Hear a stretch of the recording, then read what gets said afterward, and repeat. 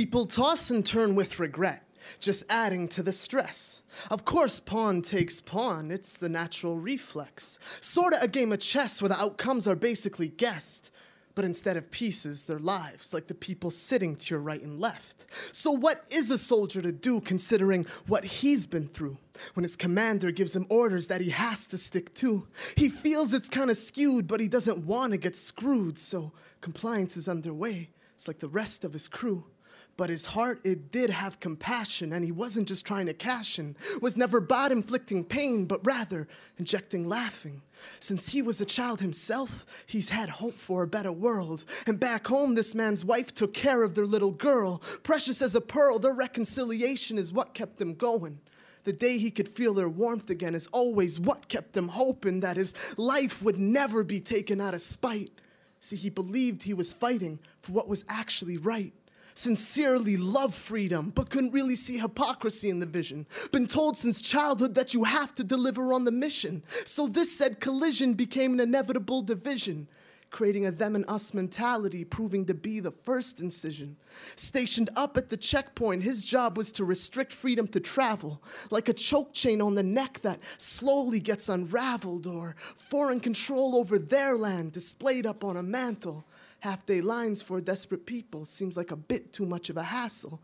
So animosity is expected as he completes his shift, and just like any other day, the humidity in the air, it was thick, and throwing consistently cut electricity to the mix. Is when approaching was a man and child who looked scared stiff.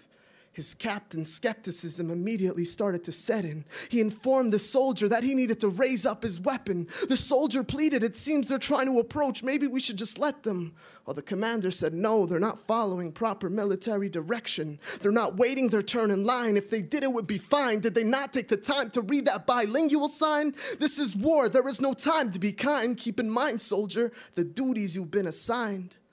So with conflict eating inside him, he aimed up his gun and yelled, "Stop!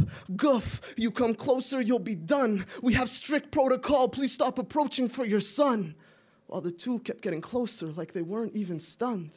This is when his captain started to get more hostile. He tried to inform the soldier which options were more worthwhile, but saw the guilt on his soldier's face thinking about his own child, and proceeded to take the situation into his own hands because of the memories he'd stockpiled. But there's also a reason that these two were steadily approaching, because the child in his father's arms was steadily convulsing, having a seizure, and that checkpoint was obstructing a hospital that perhaps could have done something.